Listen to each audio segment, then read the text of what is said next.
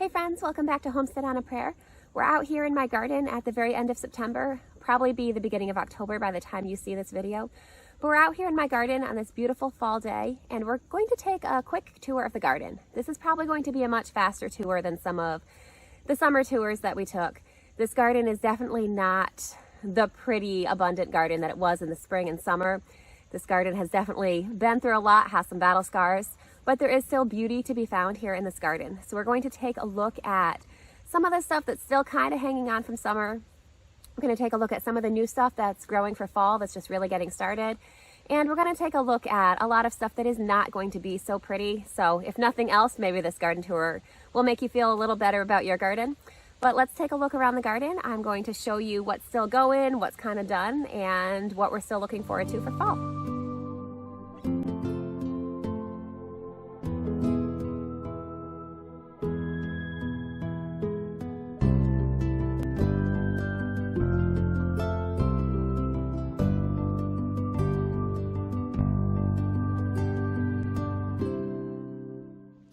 So we'll start back here in this back bed. You can see I have a lot of lettuces really getting started.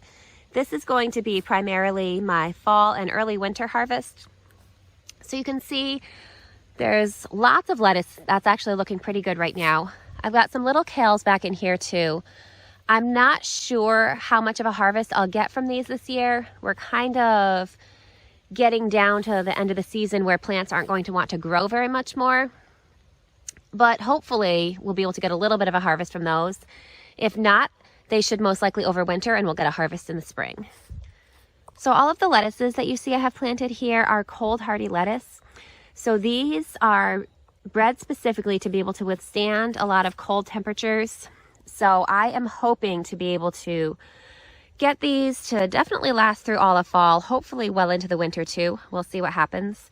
You can see that I do have these hoops set up on this lettuce bed, and when it starts to get really cold, I'm going to cover this whole bed with plastic. This tomato will come out because that will not survive even with the plastic. But all these other cold weather plants should survive quite a bit of cold as long as I have them covered from plastic to protect them from wind and snow. Now you can see in here, kind of mixed in with my lettuces, I've got a few Asian greens over here. There's a couple. These are tiny little seedlings. So I'm hoping that these will do well during the cold weather for me and give me some nice harvest over winter. Got a few back here as well. These are volunteer tomatoes. These kind of sprung up from tomatoes that grew here last year. Those will not do well in the fall, but I figured there's no point in leaving them and seeing maybe we can get a couple little cherry tomatoes before. So I'm going to do a video really soon about how I install these hoop supports here and how I make kind of a makeshift hoop tunnel or even mini greenhouse. You may even see that before this video. I'm not sure the order I'm going to publish them in, but that's a really easy, low cost, low tech method for season extension. And I like to do that every year. It'll buy you at least a few weeks, depending on your growing conditions, of being able to harvest your cold weather crops a little bit longer. So through here, this bed is supposed to be all set up with fall crops as well. I've had some issues with seeds germinating through here, probably because of a pretty serious heat wave we had going on for quite a while. You can see I have a few little lettuces here. There's a few little Asian greens back there. Now you do see some beans mixed in. I've got ground cherries. Those will not survive the frost, so those will be gone as soon as it gets cold. These scallions I've kind of perennialized, and these will live through almost anything, really. So I'm not sure how much of a harvest we're really going to get from this bed here. You can see a couple tiny seedlings through here, but I figured we'll give it a try and see what we can get. These tiny little seedlings here are actually not something that I planted. This is wild chickweed, and I'm going to let this grow especially because a lot of the seedlings that I have planted have either not germinated or haven't grown very well after germinating. Chickweed is delicious and edible and can withstand a lot of cold temperatures. So that way at least we'll have something to eat, even if it's not something that I intentionally grew. Over here, there's a couple Asian greens. These I actually started inside and transplanted out, so they're looking a little bit better. These are supposed to withstand really cold temperatures, so we will see how they do out here in the winter. Now here's kind of a little update on these fall tomatoes that I planted. You can see They have lots of tomatoes, even down here. So down here, we've got quite a few bigger ones. These are probably some of these pretty close to being able to be ready to harvest. You can see these plants finally are succumbing somewhat to disease. So I'm not really sure how much of a harvest I'm going to get from these fall tomatoes. This is definitely an experiment, and I've never tried a second planting of tomatoes like this before. Now, obviously, I was really hoping for a harvest, and I would still love to get a harvest. But because it's an experiment, a harvest was not guaranteed or even really likely. So we're going to see what happens. We still have probably a couple weeks at least before our first frost. So I'm guessing I'll probably get to harvest a few tomatoes. I most likely will not get the full harvest that these plants could have provided if I'd planted them a little bit sooner. But either way, that's good to know. I think that this experiment would be successful if I had planted it a few weeks sooner. So next summer, I may try that. We will see what happens this year. And in the meantime, I'm hoping for a late frost. If we get a late frost, I might actually get a pretty decent harvest off of these. But we are starting to run out of time. And now that the days are getting shorter, plants tend to grow quite a bit slower when there are fewer daylight hours. So we're going to see what happens. I'm not extremely hopeful for these tomatoes, but I should probably be able to get at least a few. So again, we'll see what happens. I did have one tomato down here that I bagged. I bagged the bloom before it opened, and you can see I have this one marked now so that I would... The reason I bagged it was to prevent cross-pollination so that I could, in theory, save the seeds from this tomato. I don't know if this particular tomato is going to ripen before frost or not, but we'll see. These tomatoes really are loaded down with fruit. It's going to be a shame if we're not able to harvest all this before frost. So much potential harvest here. So we'll keep an eye on it. We'll pray for a late frost. Now, 2022 was definitely a fail year when it came to peppers. I'm going to go into a little more detail on that in basically a gardening fails video that I have coming out soon. That might even be the next video or really soon. Peppers really struggled this year. I still have a few little peppers left to harvest, but not a real lot. Let's see, I've got some lunchbox peppers here.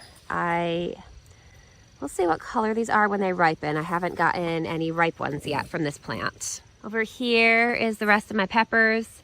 You can see I have a lot of shishitos that are ready to harvest.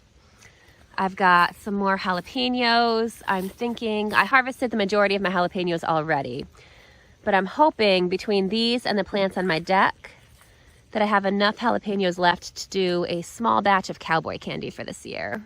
Now you can see behind me my cherry tomatoes are actually starting to put off a second flush of growth. I'm hoping that we'll actually get a little mini harvest of these now that the main summer harvest is really over for them. My cherry tomatoes had kind of succumbed to disease, succumbed to the heat wave, and really stopped producing. But as you can see now, we're starting to get a handful of more fruit. So I'm hoping that these will have time to ripen before frost and we'll actually be able to get some decent cherry tomatoes. Not a lot, but enough for a snack at least. So here's another cherry tomato plant. This is actually my Sun Gold Select. It kind of gave up and basically seemed dead, but now it's put on all this new growth and turned into a huge bushy plant again. It might be a little bit late, but we're gonna see what happens here. Now over here in my kale bed, you can see that this kale has been really ravaged by cabbage worms. These leaves have just been turned to Swiss cheese basically. So actually a couple days ago, my daughter and I came out here.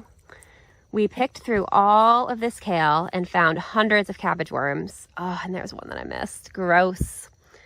So my daughter and I came out here a couple days ago. We picked through all of this kale, found hundreds of cabbage worms, and gave them as a treat to our chickens. The chickens were thrilled and thought they were delicious. And I'm hoping that doing that will save the kale so we'll be able to get some new growth and hopefully a little more of this established kale before winter. So you can see in the middle of the kale plant, it's putting off new leaves. Now that we've pulled all the cabbage worms off of these chewed up leaves, I'm hoping that, oh, there's another cabbage worm in there. All right, clearly we need to go through again and do another picking. But I'm hoping that these new leaves will grow and put off some new growth for us. Because as I said, that small kale that I showed you in my lettuce bed, I don't think that that's going to grow enough to really give us a lot this winter. So in these kales here, we should hopefully be able to get some good winter harvest. So through here is my second planting of beans. You can see that we've got lots of flowers here.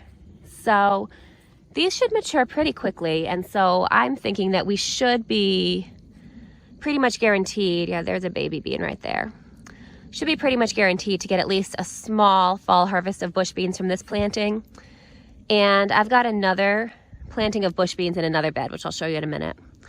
These bean flowers are so pretty. These are the red swan bush beans. Over here, I've got another little planting of bush beans as well.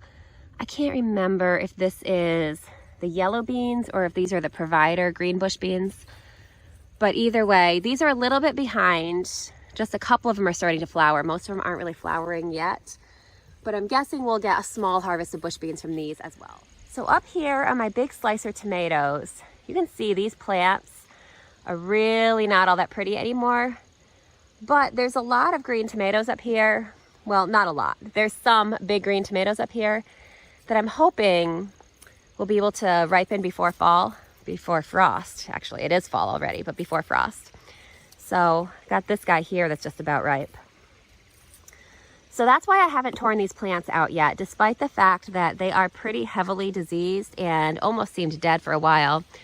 I wanted to try to go ahead and get what harvest I could from these tomatoes. Hopefully we'll be able to get in a couple last fall tomatoes before frost.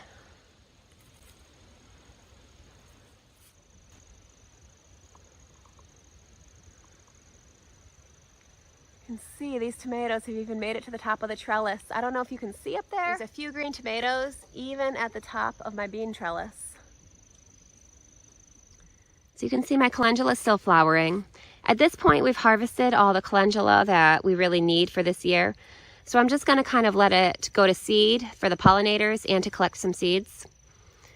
So have you ever looked at how calendula goes to seed? It's kind of crazy. I don't think I have any with ripe seed heads to show you, but the seeds kind of form on the outside and curl around the center of the flower. It's pretty interesting. So you can see all these calendula seed heads here. I'm going to leave some of those just to drop in the garden and give us some volunteers for next year. I'm going to go ahead and collect some of these seeds and bring them in the house to save. I have collected quite a few already, but I could definitely use some more.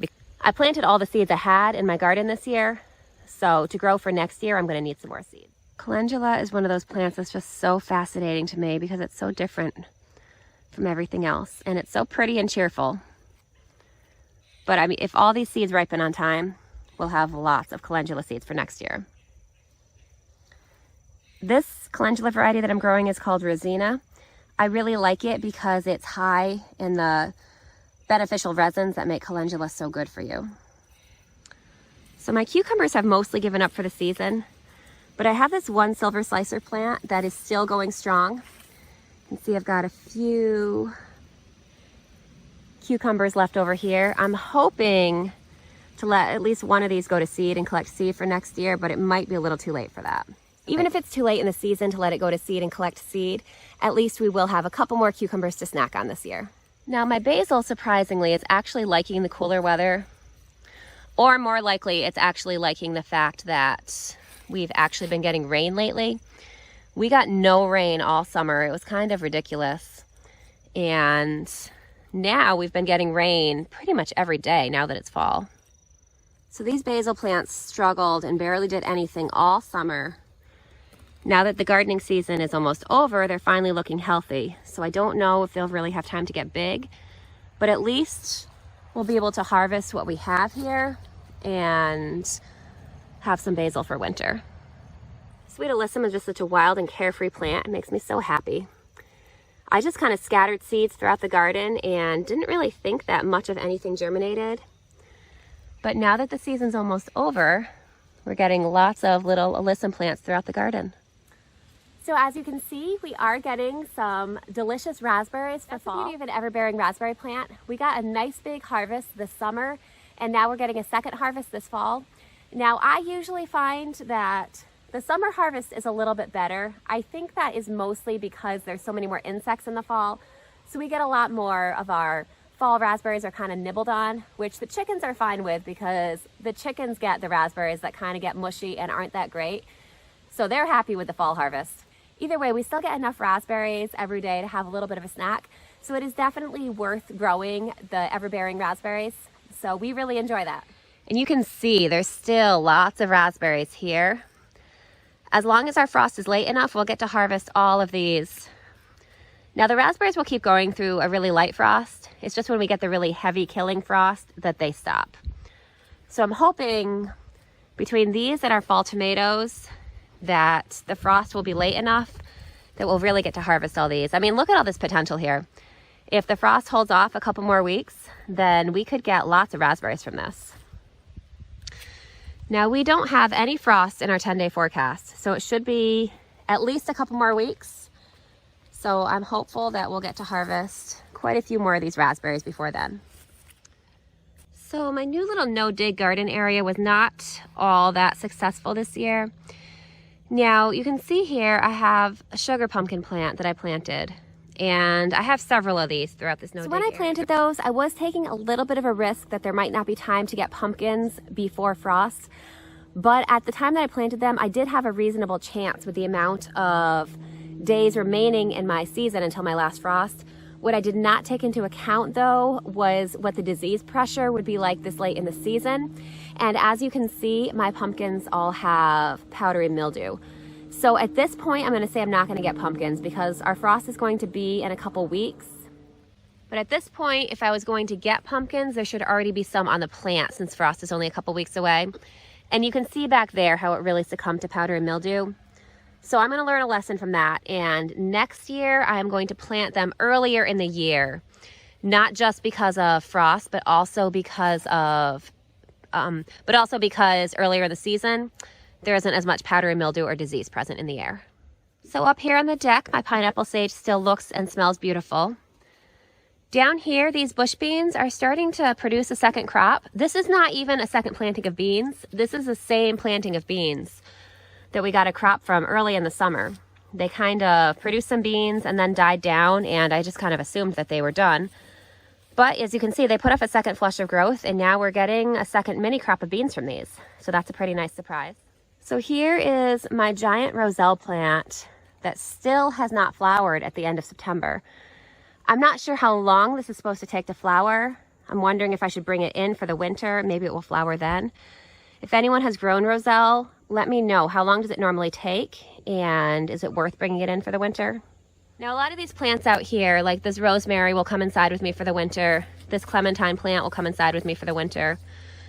This basil here looks a little struggly, but all the basils that I have will come inside with me too. A lot of these tomatoes here are second plantings of tomatoes for fall as well. And these will not survive a frost. But what I may do is if we have a frost coming and it looks like after that we're going to have some more days of warmth, I may bring these tomato plants inside my house just to get them through the frost and then bring them back out to hopefully try to ripen their fruit before it's too late and before it's really winter. So through here you can see there's a handful more jalapenos on this plant. A few more down somewhere in this jungle. I've got more jalapenos as well.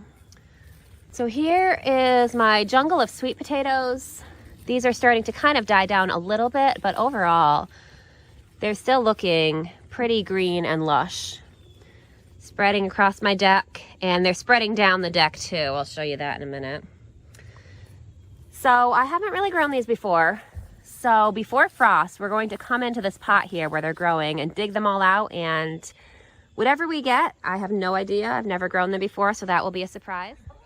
So here's the back of the sweet potatoes. You can see they're reaching almost out to the ground. Pretty soon those chickens will be able to grab a little bit of them if they want to. And then even stretching across there, that's also sweet potato. So through here you can see these are my double gold raspberries. These are supposed to be ever-bearing raspberries as well. We should be getting a harvest in the summer and in the fall from these. We did get a decent harvest in the summer, but I'm not seeing any sign of fall berries appearing on these. I'm not sure if it's just because these plants are pretty young. Hopefully next year we will get both a summer harvest and a fall harvest. These are delicious. They also don't get a ton of sun over here, so that is potentially the issue as well. but I was really hoping for a fall harvest, so I'm a little disappointed with not getting one. But as you can see, the plants look nice and healthy. So I'm hoping as they settle in, maybe next year we'll get both the summer and the fall harvest from them. Here, so you can see the plants here. These are pretty young plants, so they are settling in pretty nicely. So we'll see what happens for next year. Now back here, I know this doesn't look like much. This is where I planted wine cap mushrooms. You can see there's one big one in the back that I missed and just kind of let get out of control. That's way too old to harvest now. But we have been getting some wine cap mushrooms from here. I don't see any young ones in here right now, but those have been a nice treat and we've really been enjoying those. So thank you guys so much for hanging out with me in the garden today. I know it was a little bit of a shorter tour, a little bit of a different kind of tour than a lot of our summer tours were, but I just wanted to give you guys a little update as to how the fall garden is doing. So thank you for coming along and hanging out with me. I hope that you're having a great day. I hope that your fall gardens are doing well, and I hope to see you again soon. Bye guys, see you next time.